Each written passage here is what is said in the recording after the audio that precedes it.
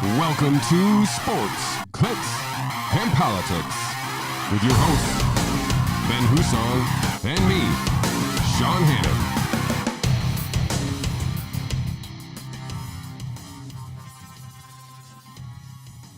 Hannon. Welcome to episode 62 of Sports, Clicks, and Politics, affectionately known as SCAPP here in the upstate New York world. Mr. Hussong, thank you for joining us. Happy to be here. Always. Thank you for joining us, our lovely audience.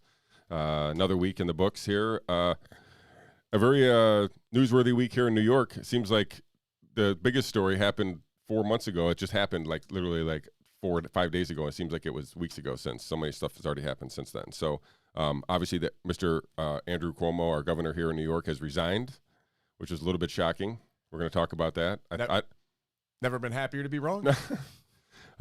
We touched on some of that last week, so we'll follow up on that. Some of our favorite topics are making a reappearance in the show. Ghislaine Maxwell. Love it when she's in the news. She literally tried to use the Bill Cosby defense, so that'll be fun. I'll tell you that. Didn't hear that, but I'm so excited. Yeah, Hunter Biden's laptop. I don't know if this is 2.0 or 3.0. I wrote 2.0, but I really feel like this is probably 3.0. Maybe there's a 4.0. I'm sure there's a 4.0 coming. Probably more. Wait till the art deals go through. What a gift this dude is. Oh, my God. And your girl, Rebekah Jones. My girl. Your girl. Lying again to get her name in the news here, so we'll talk about her. And then we'll wrap all of our COVID discussion into how Rand Paul, Senator Rand Paul from Kentucky there, has been banned on YouTube for, I think it was a week, for basically making a video proclaiming how masks don't work.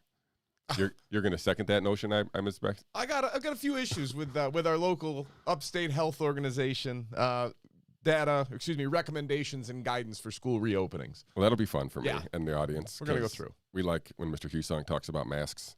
And then, a story that clearly I want to touch on because it's just a gigantic story, but I don't even know how to cover it other than just acknowledge that it's happening, that Afghanistan basically fell in a week. Something like that. Craziness. Just unbelievable. Right. Just, again, craziness. And then, again, we'll touch on how our governor is no longer, or we'll have, I guess technically he's still our governor until, the 23rd or something? I don't know. It was 14 days. His announcement. To flatten the perv. Well done. Thank you. It's not mine. I'm just repurposing. I'm just throwing it out there. The last time he said 14 days for something, we're still in it. Yeah. So maybe I will end up not being wrong after all, and I'll just be, is this? Well, he did just create another executive order mandating the vaccines for all hospitals and long-term care facilities. So he's still poking people in the face. So, and then on top of that, we'll touch briefly on the assembly dropped the impeachment process shortly thereafter. So when he resigns, they're going to drop the impeachment case. So we'll get into more detail about that, but some people are not happy about that. Listen, if it was just sexual harassment, I think I would actually be in agreement of it's over. The guy's done. Let him go. The fact that we never even got the day in court for the nursing home stuff or the book stuff or the cover up, that's. Yeah, we'll dive into that a little bit more and see why the impeachment should not go away, or at least maybe some other avenues we can at least get this information to light. So but before we dive into all that, you got to make your request to the people at home. Hit that like button, hit that share button, share this video out there, get all your friends and family to become subscribers by hitting that subscribe button, and then tell them to hit that notification bell so that they get alerted when we go live again. So you get all things news as we break down, national, New York, local, all the stuff that matters to us as human beings here in our little world. So we thank you for all of your participation. So I don't really have much in sports today.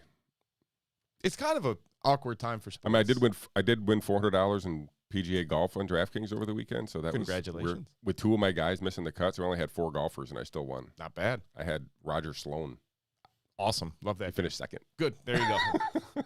Roger Sloan. Good for Roger. Yeah. So, but anyway, so that was about the highlight of my sports weekend. I do have a big golf match the next couple of weeks where we snuck into the playoff race. So in my local little golf league. Now this is golf news. First time ever news. In the history of my golf league, my golf life, that I'll be participating in the playoffs, possibly anyway. So nice. But we do have a little bit of crypto news, I guess.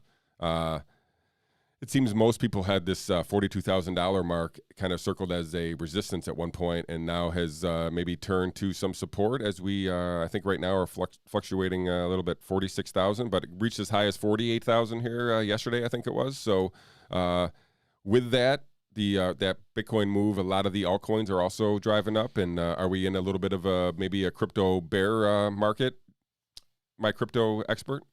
Bear market? No, seem to be in a bull bit of a market. bull Sorry, market. Yeah. Yes. And it's odd because the ones I track, Bitcoin's up a little, Ethereum's up a little, Chainlink's up 12% overnight. Obviously, that makes total sense. And Stellar Lumens went up by like 11% yesterday. Cardano has been going up steadily. It's wild. This is all. Once you get past Bitcoin and you get into these smaller ones, like Bitcoin and Ethereum are obviously the two biggest.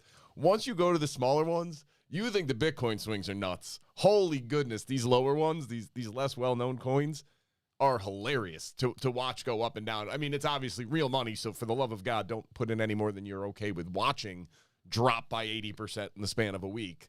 But it's wild. Yeah. Sometimes I have to check out from watching it because it gets crazy sometimes. For sure. It's just too much. But the whole crypto market cap is back, I think, above $2 trillion again. Maybe it fell below today because everybody's down a little bit today. But it seems to be, again, I don't know if the floor is in kind of thing, but there seems to be a lot of momentum driving prices right now. So we'll keep an eye on all that stuff as we go. Let's turn to the sordid, two sordid worlds colliding here. Ghislaine Maxwell and Bill Cosby. Yeah. But so anyway, Bill Cosby got out. Some of the reason why he got out was he basically said he had a plea agreement with one of the victims who had was used as a final criminal against him, and was said my plea agreement in a previous arrangement had said makes me exempt from being criminally prosecuted for this act, I guess. So to be fair, it's exactly what the plea agreement said. Right. And so he was let out, right? I know it's not morally right, but legally speaking, as it should have been, because you can't do that as the government to come in and say, all right, look, we want to get this resolved. So if you do this and this, we will take this off the table, signed, agreed, everybody's on board. He does that. And then you come back and be like, just kidding. Right. Like from an attorney. I mean, they tried to do it on a different charge or something, but like still, I think this was some of the main reason why that he was let go. It was the reason he was let go, because they knew no judge could look at that and go, well, yeah, they acted in good faith. I mean, it was nonsense. Like, it was a bad agreement for the district attorney to enter into, but once you enter into it, you have to abide by it. Those are the rules. Yeah. Public pressure decided they were going to try to break the rules, but it didn't work out.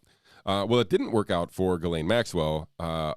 You guys probably know if you've listened to the show and if we talked about Epstein, that he had in his Florida plea agreement, he had all co-conspirators were also immune from prosecution somehow. Unnamed and named. So like anybody, just pretty much anybody. It's the best plea agreement ever.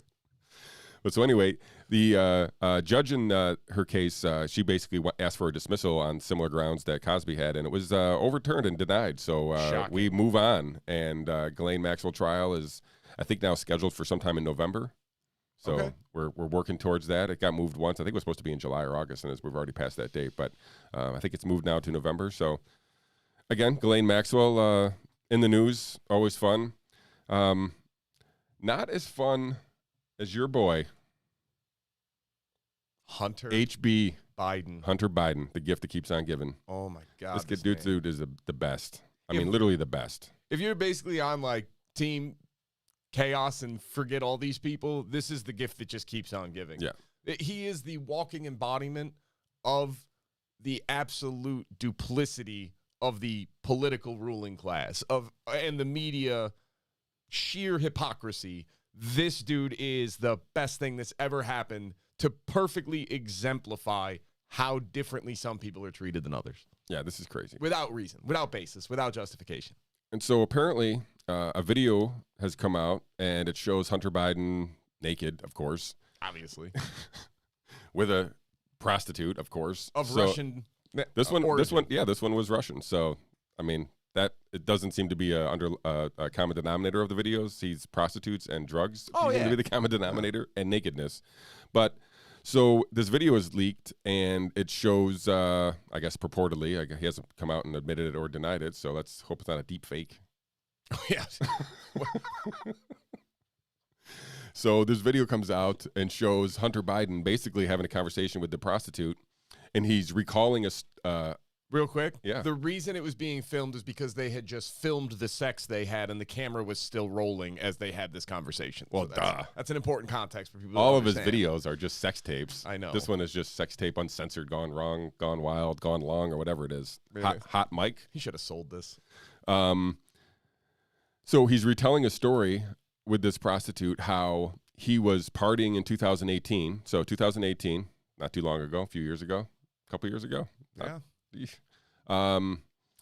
With some Russians, like a drug dealer and some friends of his or whatnot, and they were as one does, as they were penthouse hopping. They were going from hotel to hotel, probably getting kicked out of hotel to hotel, sure, and then finding the penthouse that was taking them at the moment. I'm sure there was quite a stir in the penthouse market that day, but he's retelling a story about how they woke him up, or he woke up, I guess is probably better said. I don't know. They had thought he was dead. He was face down in a hot tub, after a long night of drugs and whatnot. They cleaned up the whole penthouse, got rid of all the stuff. Got rid of all the people. And as he's waking up, he realizes that they also took his laptop. And so no, he didn't realize that till later, because they told him, we thought we were going to need to call a hospital. We didn't want to embarrass you or your family by having a lot of people in here to watch it. So we got everybody out in case, because we thought you might be dead. And so we had to get everybody out. We didn't think you or your father would want that. And then, come to behold, as they cleaned up the room, later he found his laptop was no longer there. Yeah. Shawn, what was on the laptop? Sex tapes, apparently. No, not just sex tapes. How did he describe them to the Russian lady of the night? Oh, now you're gonna make me quote this dude? Yeah, for sure. Hold on, let me pull up. I'm pulling up. I'm skimming through the article. Now, keep in mind, the laptop hard drive we already saw contained videos of him. If there's any kids listening, just make them stop for a minute, because this is gonna get a little weird. But there's videos of him literally smoking a crack pipe. Well, I'm guessing another prostitute rubs oil on him and uses her feet on him. So that was what was on the other one. Now, some of us might call that weird. Well, they have videos of him, quote unquote, doing crazy effing sex effing, So worse than that, somehow, this is what's going to be on this other laptop. You know what I really hope so genuinely, and I shouldn't hope for this. I know this is wrong, so forgive me. I want there to be P-tapes just so we can bring everything full circle of him having P-tapes with a Russian prostitute, because it'll be the funniest thing.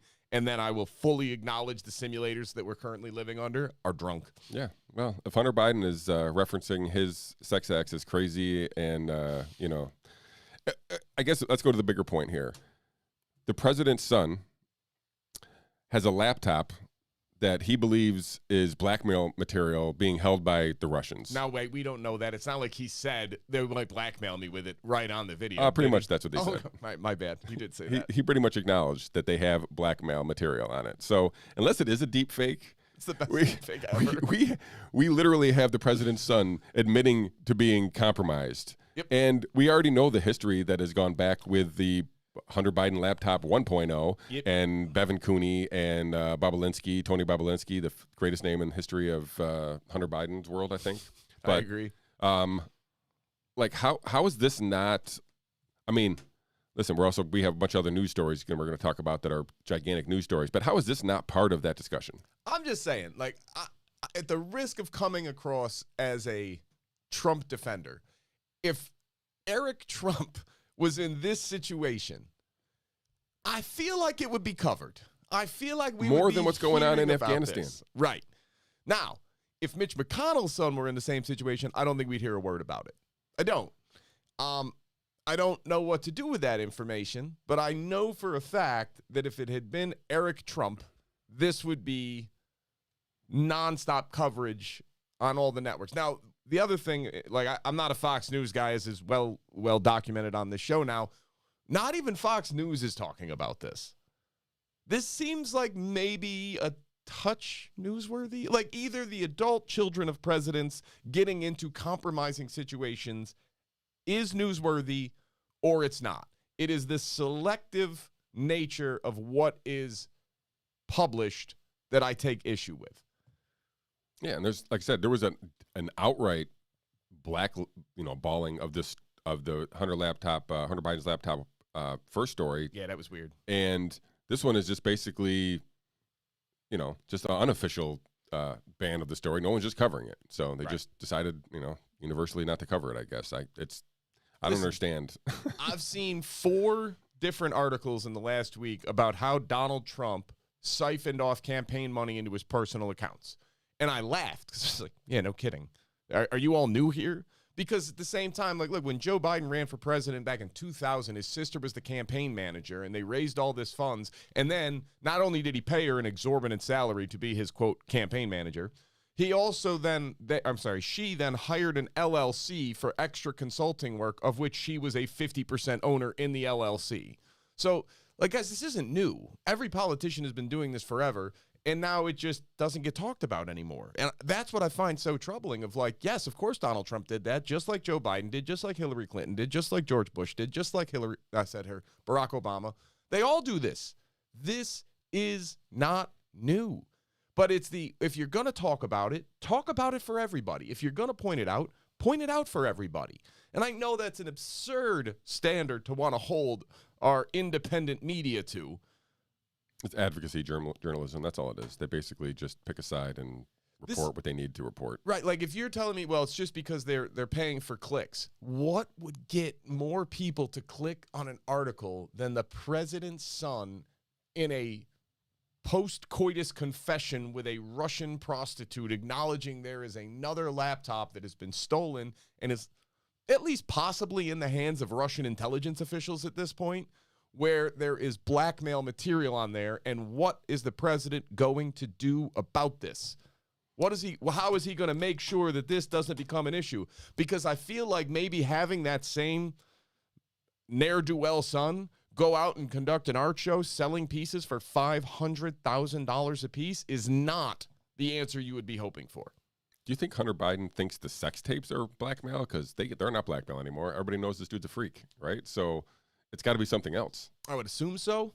Although, look, if you know full well there's some stuff the public will... listen, we don't want to talk about who the person giving the foot job is, because if we could ascertain that might be a problem, and that, again, would be a whole nother conversation. But yeah, the problem is, like, our intelligence officials do want to know this information and likely already do know it, and they just continue to cover it up. Like, I'm all for transparency, and I get the national security interests, blah, blah, blah. Cool. It's wrong. Like, the fact that you can't talk about this is weird. Like, that's weird. Our show should not be the only one covering this. This is weird. Yeah. I don't understand why, if all you're really concerned about is advertising dollars on Fox News, why are you not running with this story like what the MSNBC crowd did with Russiagate 1.0 4 years ago? Yeah. I mean, maybe the alternative is Kamala Harris. Is that it? It's actually a very valid point. Game theory? I didn't think about that. You're not wrong. All right. Let's switch to your girl. Which one? Miss Rebekah Jones. Oh, so just to be clear here, my boy is Hunter Biden. Yeah. My girl is Rebekah Jones. What a tandem. Man, I have weird tastes. I mean, yeah. So we all know Rebekah Jones. She was the one who basically tried to, she lied and said that she had proof that Ron DeSantis and the Florida Health Department was manipulating data behind the scenes, suppressing numbers or whatnot. So during all that tiff, DeSantis' press secretary, I'm going to butcher her last name, but her name was Christina Pushaw. Sure.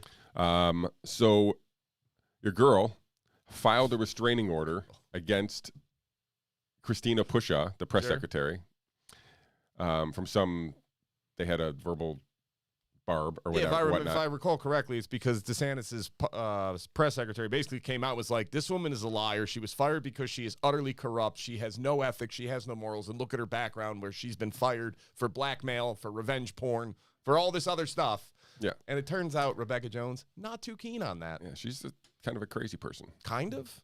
So she files this restraining order and then immediately files a violation of the restraining order. So the state basically dismisses the restraining order, but the violation of the restraining order was on the books because they had to go through the process before they could, the nuance of actually waiting for the first dismissal to happen so they could just dismiss the second part. So during this whole time, she was bragging, basically saying there's this outstanding charge holding on the press secretary, basically saying, oh yeah, this is that this is going to take her to court. There's all this stuff going on. And basically it turns out that she just was a piece of shit, crazy person. Yeah. Like people, who would do that?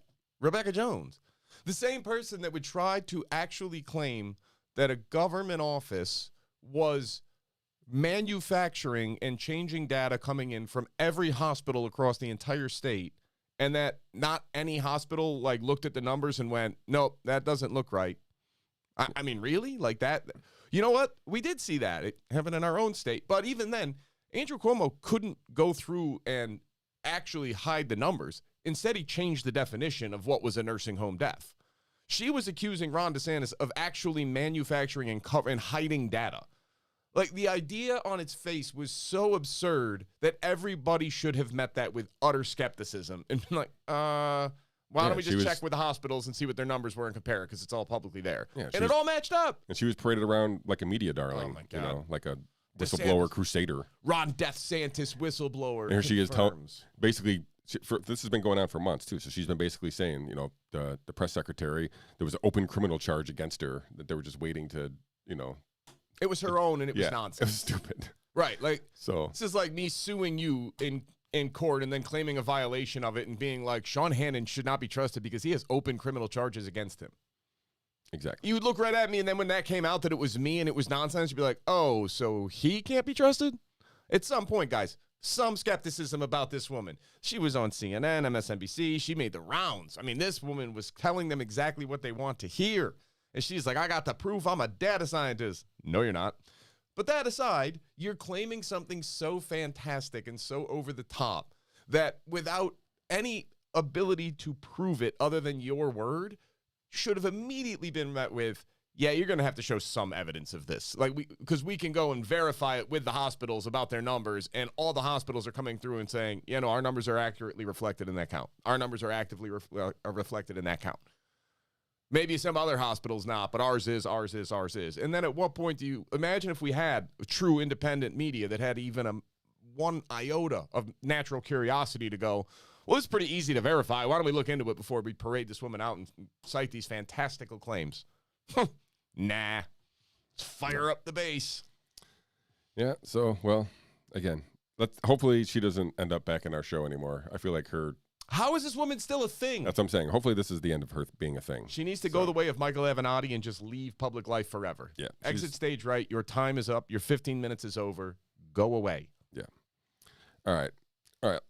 So, Mr. Hussong, it's 12:23. We have a hard deadline today at 1 o'clock. Yep. We're going to talk about Rand Paul going against the YouTube censorship machine and how one of his videos basically claiming cloth masks don't work was got him suspended there on the platform for a week. But this is also going to dovetail basically into your mask stuff. So you have 40 minutes. I think we can cover the last two in a few minutes if you need to. I don't think you're going to go that far, but I just wanted to give you a heads up before we get going down this air. But I want you to take all the time that you need as well. So I understand. First off, let's talk a little bit about Rand Paul. Yeah. So he got a week suspension. I think it started Monday. Again, the video, maybe you guys saw it. It got shared quite a bit. Basically, it was him standing, basically just in a backdrop, just him talking. So it was purposely orchestrated and narrated video where he basically says cloth masks do not work. So YouTube obviously goes being a stance that you are going to call disinformation. So, YouTube basically that goes against their community guidelines, which I guess is just basically whatever the CDC parrots. They just basically echo that. So, Yeah, it says it violated the COVID-19 medical misinformation rules. We've talked about that before. We've basically touched on that a little bit with our ivermectin discussion here. You can still see his account, so it's clearly not been taken down. It's just, he's in timeout, I guess. So, you see. All right, just as a general rule of thumb, I know that in a private company does it doesn't meet the level of First Amendment violations or even really of censorship by the government. I got it. I'm in agreement. Just as a general rule, though, I'm opposed to censorship even when it's a private company. I am. I think that censorship, if you are on the side of censorship, historically speaking, that's never turned out to be the right side to be on. So, yeah, you get all the moral justification about how dangerous it is that this doctor is spreading misinformation on cloth masks blocking an aerosolized virus. But if you're not free to have open discussion and debate and make unpopular opinions, you are on the wrong side of history 999,000 times out of a million. Like, you're almost never going to be right. It's really bad. So that's first and foremost. Now, second off, this is not medical disinformation, what he was saying. Like, everybody talks as if the idea that masks are effective tools is a given. And it's so far from a given that it's remarkable. And I guess here's the distinction I want to draw. Shawn, if I wear a mask, is it going to block some droplets that come out of my mouth? Sure. Sure. Is it even going to probably block some aerosols that come out of my mouth? Sure, probably. Right. The problem is, if you have 1 million aerosol particles and it blocks 3, how effective is that as a measure? None. Thank you. All right. So when somebody says they block some aerosols, please understand that doesn't mean anything because the word is effectively. Is it efficient? Is it effective? Does it have a significant impact? And the answer to that overwhelmingly by the data is no. So now I'm going to take issue specifically with Upstate Health here in Syracuse, New York. They put something out called The Year in Review and a Path Forward, COVID-19 and Schools. The Year in Review and a Path Forward. Now, obviously, they recommend universal masking on every teacher, every student, every administrator, every bus driver, regardless of vaccine status. For the safety, for the protection. Quoting directly from the article, just so you see where I'm going through here. Quote, available data suggests that properly wearing a face mask, appropriate fit with coverage of chin, nose, and mouth, is effective in limiting school transmission of SARS-CoV-2, even with increased population counts in school buildings, poor ventilation, high community transmission, and limited distancing. And to do that, they got the little subtext or supertext numbers for footnotes. 9, 10, and 11. 9 is a study called Incidence and Secondary Transmission of SARS-CoV-2 by a guy named Zimmerman. Number 10 is by somebody named Falk and is called COVID-19 Cases and Transmission in 17 K through 12 schools, Wood County, Wisconsin. That's number 10. And number 11, lead author is Gettings, Mask Use and Ventilation Improvements to Reduce COVID-19 Incidents in Elementary Schools. So, what do these studies actually say? Well, now remember, the claim is the data suggests that properly wearing a face mask is effective in limiting school transmission. That's the claim. So, number 9, the Zimmerman study. Direct quote, the reasons for district success in limiting secondary transmission were not formally tested. What? That's your proof, even though they weren't formally tested. Okay. Another quote, nor could we determine the relative effectiveness of any specific school policies. So what this study did was they studied about 90,000 students around North Carolina.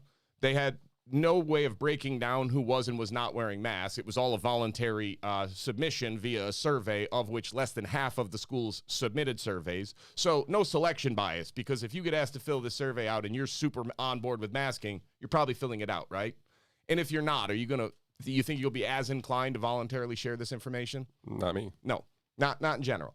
But again, out of 90,000 students, 773 community-acquired cases with 32 school cases, meaning school cases, 0.03% of these cases, of the overall study group of the 90,000 kids, 0.03. That's a rounding error, all right?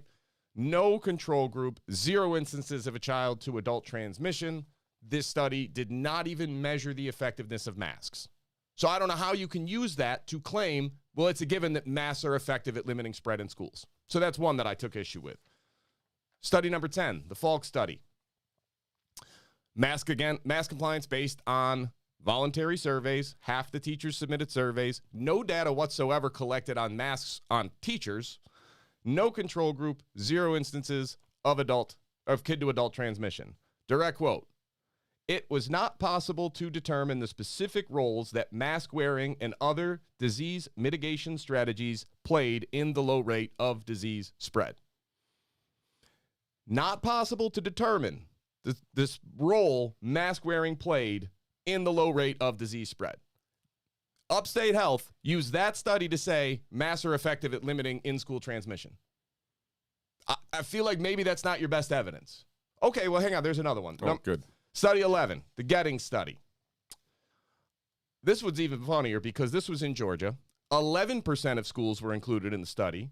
Overall, 0.6% of students tested positive for COVID. Now, they did have some school districts not wearing masks and others that did, and they said, well, it was like a 37% increase in school cases in the schools that did not wear masks and other measures. It wasn't just masks.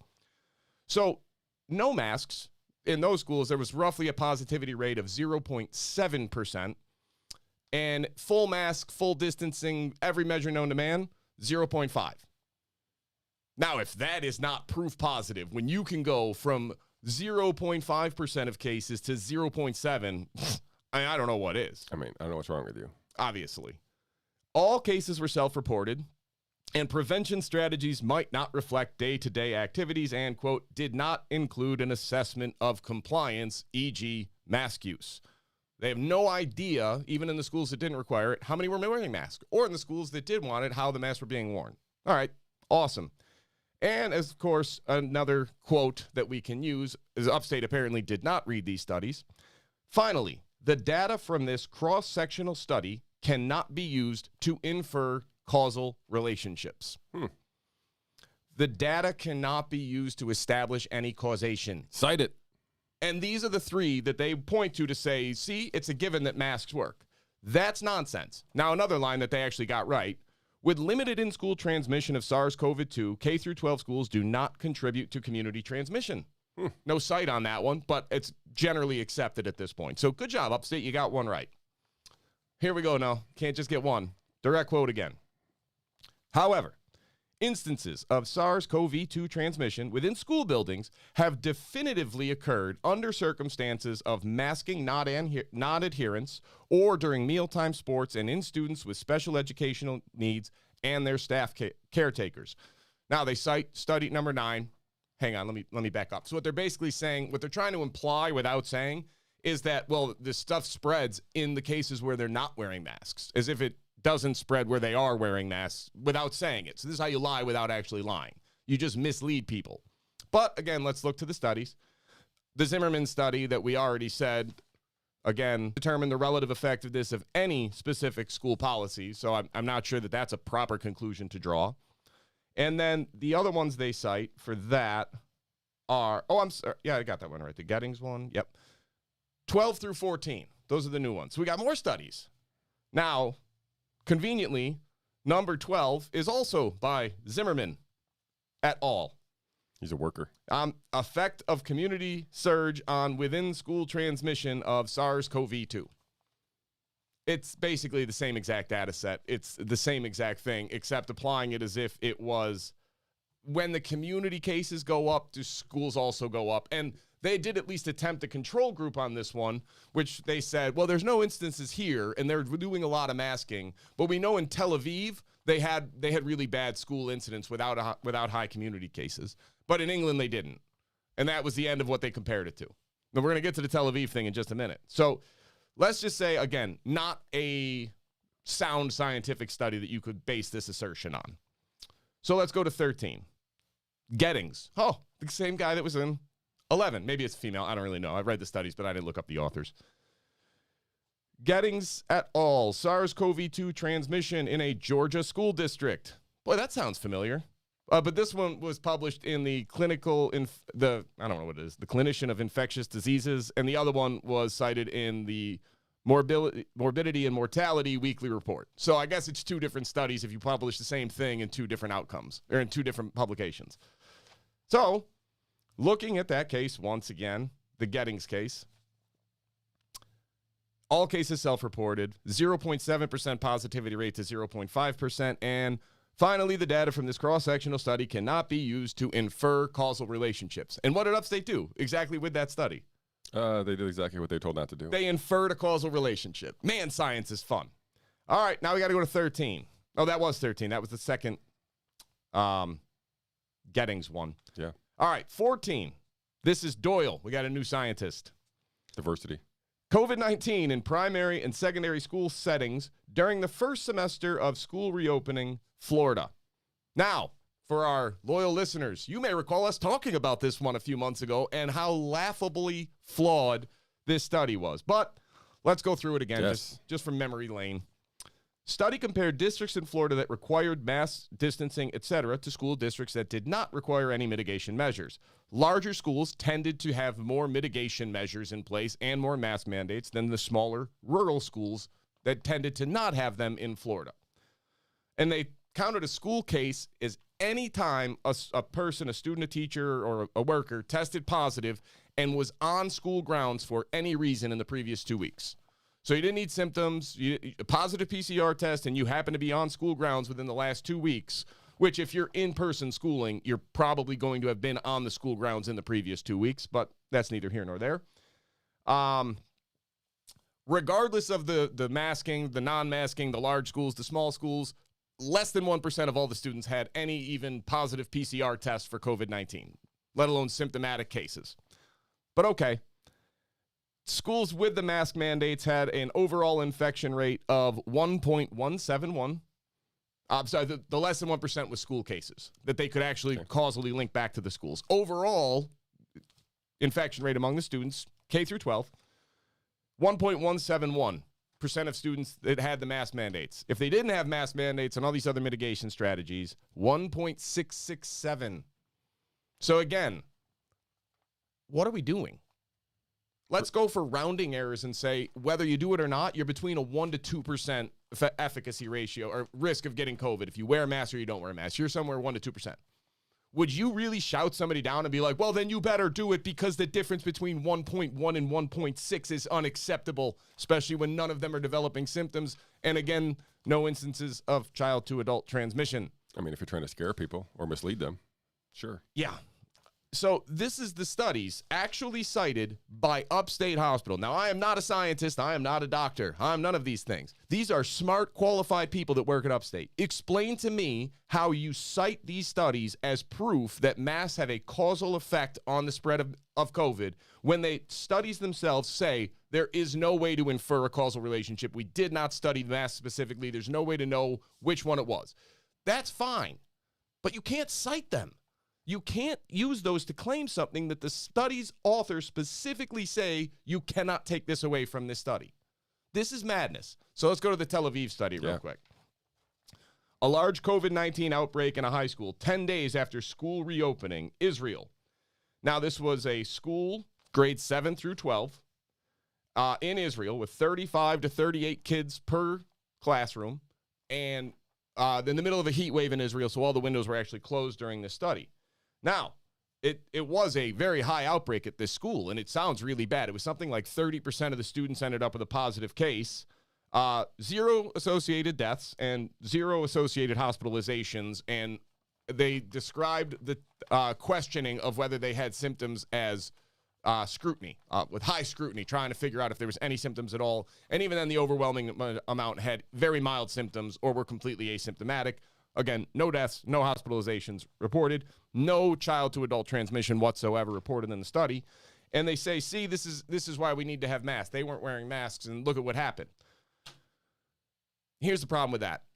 Israel did not exempt this one school from wearing masks. Israel exempted all schools from enforcing masks. So none of the schools in Israel, at least not the vast majority of them, were not making their children wear masks. One school had an outbreak. One out of the entire country. When you can look at it and say, hey, all these other schools were doing the exact same thing, and they didn't have an outbreak, but this one did, and your conclusion is, see, it's masks. You're a joke. Now, here's the problem. If there was really no data to compare to, I could see how you would be concerned about this. The problem is, guys, there's this whole other continent of Europe, and there's another one in Asia that all have schools, and they all have kids going to schools. And for the most part, there are countries that are not requiring or advocating or recommending that any child wears a mask in school. Want to know how much worse their COVID is? Let me answer you that with a question. If it was precipitously worse, if it was significantly worse in the countries and areas that did not require masks, do you think we'd hear about it? Oh, to the effing yeah. Right. I have a feeling that might make the news. If it was to the point where you could point to Sweden and say, look at all of these kids getting sick and spreading it, it's obviously there. I think we'd hear about it. When's the last time Sweden made the news? I mean, outside of this show? Yeah. They don't make the news. Right. So, again, the Tel Aviv study, I get it. There was an outbreak. But maybe there was a different cause that we should be looking to on what actually happened in that study. Because if all the schools in the country, this is the problem when you take a look at something myopically. It's like you're all the way zeroed in on this one school in Tel Aviv, and you're like, see, look at how bad it is. And then you just got to pull back and look at the bigger picture, and you go, oh, well, it's just that one. All these other schools didn't have a massive outbreak in the same amount of time. Like, this is insane. Let's go back to the Florida study, because I forgot to mention this part. I wanted to bring this home. Overall, 1.17 to 1.6. Here's the best part. Less than 1% of all of them could be traced back to schools. And again, they defined a school case as if you tested positive and then you went back on, and you, in the previous 2 weeks, had been on school. The last line of the study, I'm sorry, I'm gonna quote this directly because this is too funny. Again, the large schools were the ones using more mask mandates and more rules. The smaller schools were not. And again, this is cited as proof that masks help in mitigation. Fifth, limited data were available at the school district level on some mitigation measures, such as mask use in schools. So these mitigation measures could not be fully assessed. It gets better. Quote, finally, results should be interpreted with caution because most students in the largest school districts did not resume in-person education for the first part of the analysis period. Dun, dun, dun, dun. Think about what that actually is saying. If I am a high school student and I happen to test positive for COVID, and then they can point that I was in school 2 weeks earlier, that counts. And they compared that to schools that were not opened. They compared that and published this study, and it is still on the CDC website, and Upstate Health is citing that study as proof that your child needs to wear a mask all day at school. If this is the best evidence they can muster, how are we even still having this conversation? Look, I put this on Facebook. I had somebody respond to me and be like, it's inappropriate to pull one quote out. I encourage everybody to read the studies in their entirety. Like, I'm with you. Read the studies in their entirety. The quotes are direct quotes from them acknowledging they didn't measure what the people are claiming. It's fine. They didn't measure. They didn't test masks. They couldn't test masks. Whatever. It's still inappropriate and factually incorrect to then cite that study as proof of a causal relationship between masks and better outcomes. This is insanity. Like, give me better science than this. You want to know why people don't trust science? Exhibit A. Because you're lying. You are misleading people, and then it's made even worse by the fact that you're ignoring all of Europe and all these other countries that are not requiring masks on kids. You have a control group built in. You have one. You're choosing to ignore it. That's the problem. You are choosing to ignore that, and you are awful for doing it because you're lying to people, you're scaring people, and you're giving them some type of hope that this mask is going to be some miracle cure. It's not. Again, for a mask to effectively block aerosolized particles to a meaningful extent to prevent transmission, it's got to block something like 98%. Isn't that what Megan Maxwell said? It was about 98%. You got to block 98% of it. Being able to say, well, it blocks some aerosols. The analogy of a mosquito chain link fence to stop mosquitoes to go to, I like the analogy of it's like throwing sand through a chain link fence. Is the chain link fence going to knock down some grains of sand? Yes. Is it going to be enough that if sand got blown into your yard through the chain link fence, you would sit there and go, I just can't figure out how this happened. I can't figure out how fence sand worked. Go through. Like, what in the world are we doing? How is this still a conversation How is this still, if this is the best evidence that's being cited, it took me an hour to go through these studies, read them, and then look at the direct quotes and go, what are we doing? What happened here, Upstate? But by all means, tell me I should still be believing you. Yeah, I'm with you, man. Like I said, it's all nonsense to me. Sorry, I got carried away on that. No, that's great. And like I said, we're going to see how all this unfolds in real time here very shortly, because we got the fair with a bunch of mask mandates and schools coming up here. So we'll see. Here's another good one related to the vaccine. Now, everybody said, well, the vaccine has a big impact on spread. It's going to stop the spread. See, they know that. They know it now. It has an impact on spread. Here's what the CDC actually said about it at the time. There is some evidence that vaccination may make illness less severe for those who are vaccinated and still get sick. That is such a different sentence than the vaccine will stop or slow down the spread. The vaccine will have significant impact against the spreading of coronavirus. If that was true, they would have said that. They didn't. Some evidence that it may help lessen somewhat for those people that do still get it. Yeah. Listen. What are we doing? We're doing safety theater. That's what we're doing. I know. And the idea that you are still, children are at a very low risk of getting very sick, of getting long COVID, and they're at almost no risk whatsoever of spreading COVID to adults. This has been true since the beginning, as much as people want it not to be for some inexplicable reason. Schools have not been vectors, have not been super spreaders, have not been an instance where a huge thing spreads out. Yes, the one school district in Tel Aviv. I got it. Great. The exception that proves the rule. How about that? Because it's one school district in the entire world. And again, not one hospitalization arose from those cases. Not one death. Not one hospitalization. Nothing. Most were asymptomatic. Crazy town. This is nuts. This is nuts. So, Upstate, forgive me if I have lost trust in you and these recommendations. And you pointed out to somebody and they responded with, well, it would be unethical to do a control group without masks on kids. Okay. You're a liar. I'm sorry. You are so far in the tank on this one that you can't face the fact that this is misleading, that this is nonsense, that if this were any type of fair and just and, I don't even know, moderately curious society and we all read this thing, we would have laughed. We're like, oh, well, see, it's proof that masks work. And then you read the studies and they all specifically say, we do not establish any proof that masks actually work. We didn't study it. Okay, Upstate, why are you using this? Is this the best evidence you got? Because I hope to God you have something more than this just hidden away somewhere. Yeah, maybe we'll ask that question. Just share it, please. If you've got hard data that shows that it actually works, not studies where they close some of the schools for half of it, not schools where 11% participation rate, not studies where less than 1% of kids got infected regardless of mask rules. If you have actual meaningful data that can demonstrate how a cloth mask, regardless of fit, stops permanently aerosolized particles from spreading, I'm in. But while we're on the subject, could you also maybe show me one good study that says asymptomatic or pre-symptomatic spread is a primary driver of this virus? I read the one on the CDC website. It's utter nonsense. The best data we have says somewhere between 0.3 and 0.7% of all cases are driven by asymptomatic or pre-symptomatic spread combined.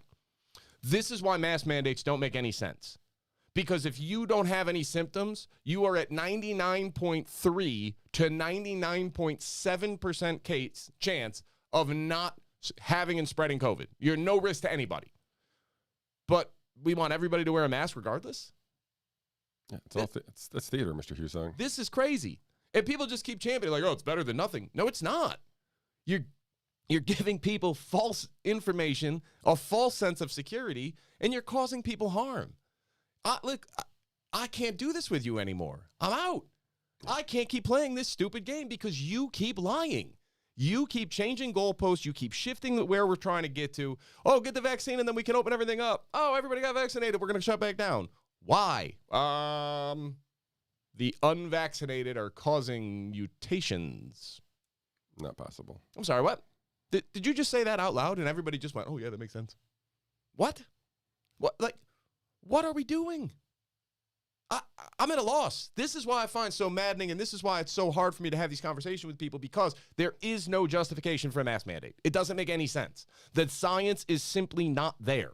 If it was there, it's been 20 months. We would have some data to show, oh, look, this area wore masks, this area didn't, and this is when they started, and look at that corresponding curve. Nowhere in the world. Nothing. Nowhere in the world, especially once you account for seasonality. I know, Florida and Texas right now. Guess what, guys? It's their flu season. Ours is coming. Wait till you see what happens then. Oh, goody.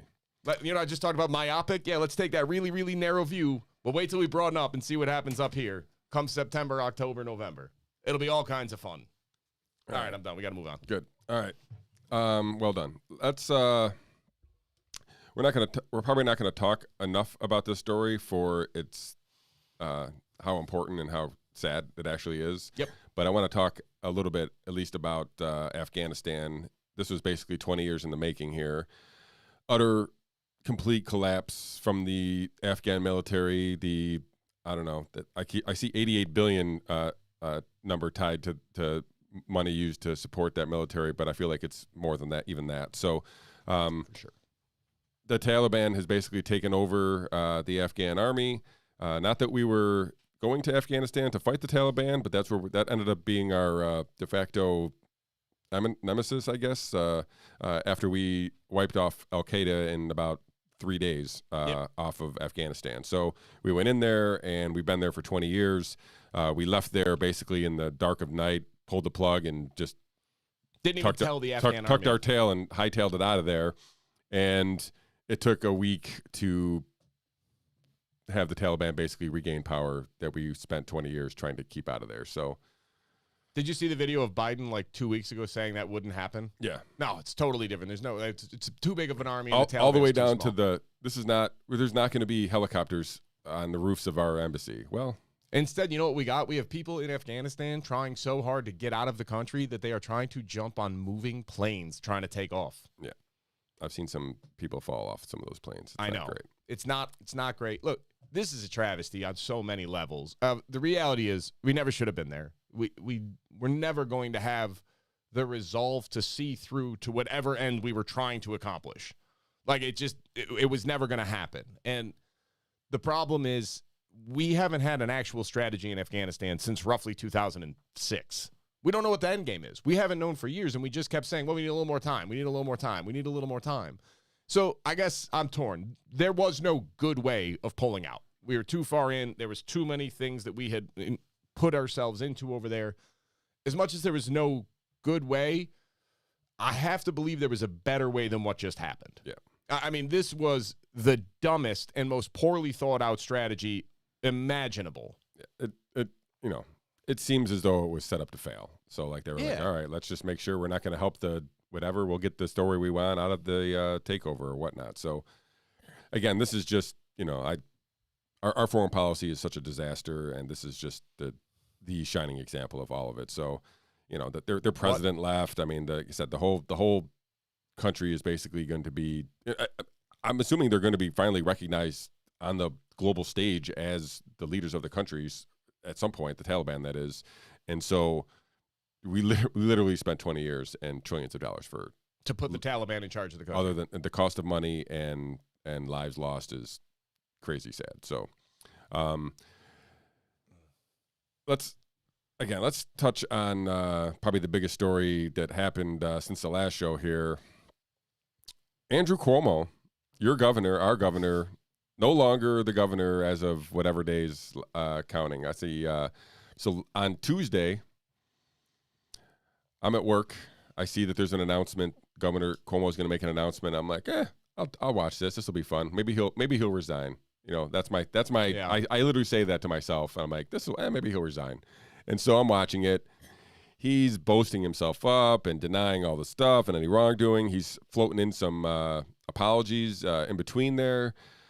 Soon after did you watch any of the press conference? No. Okay. So I was watching this in real time, and right after he made his apology to the trooper who was his chauffeur, like the duty, the person who was who drove him around. Right after that, there was I noticed a definitive turn in feel or sentiment in the way he was talking.